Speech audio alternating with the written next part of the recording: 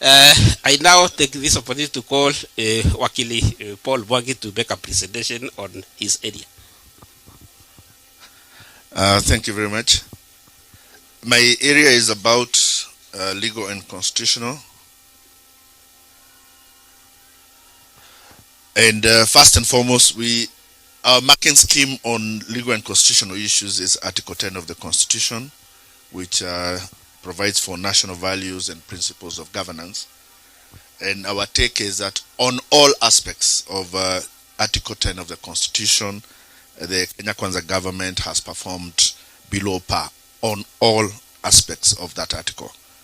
We have split this presentation into different fields, and there are 7 of them. The first is on the issue of human rights. And on human rights, we have seen a return of political arrests and intimidation.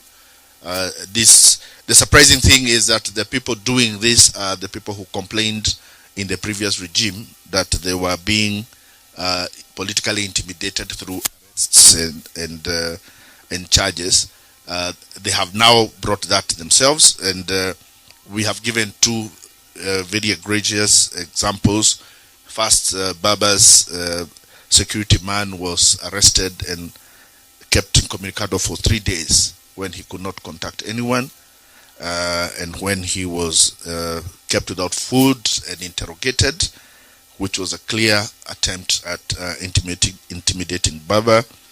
We have also given what happened to the blogger Pauline Njoroge, which was see as an attempt to make sure that they silence any person in the media who would want to tell the story of Azimio. The second part of human rights that we have dealt with is the issue of police brutality.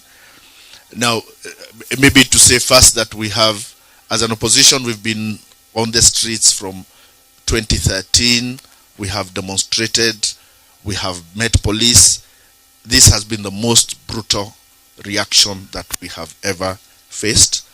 And in the 3 months alone of protests, we lost 70 citizens who were shot point blank by police. That are possibly many more people.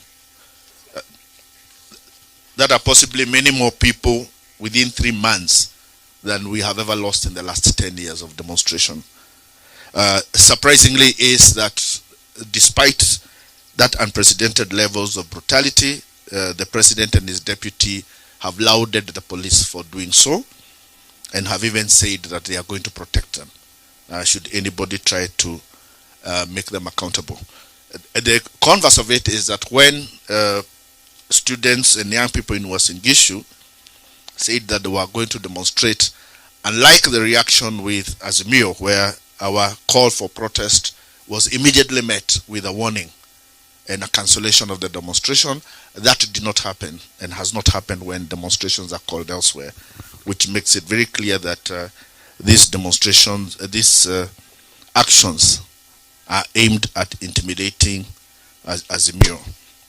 The third issue on human rights is concerning the report that was released the other day by the Independent Medical Legal Unit, in which they have said that in the last 11 months, they have recorded 128 cases of extrajudicial killings, and that they have recorded 482 cases of torture. They say that in those 11 months, the torture cases have doubled. And in a similar time last year, the number of torture cases were 232, which means the Kenya Kwanza regime has possibly now won the highest rate of torture cases that we have seen. Now, in that account, what our prognosis of the future is, I think Kenyans should expect that we are going to face much more brutality. And the reason for that is from the economic picture that we've been given, and what Governor Nderito has told us is that things are going to get worse. But governments that are unable to solve your economic problems, the way they deal with the political consequences of it is to become more brutal. So let us expect that we shall have much more intimidation, there will be much more abuse of rights, there will be increased police brutality, there will be more torture, and invariably many more people will die arising from the failures, economic failures of the Kenya Kwanza government. That is our prognosis on that matter. The second head is on undermining governance. We have seen and we started this regime with a removal of all corruption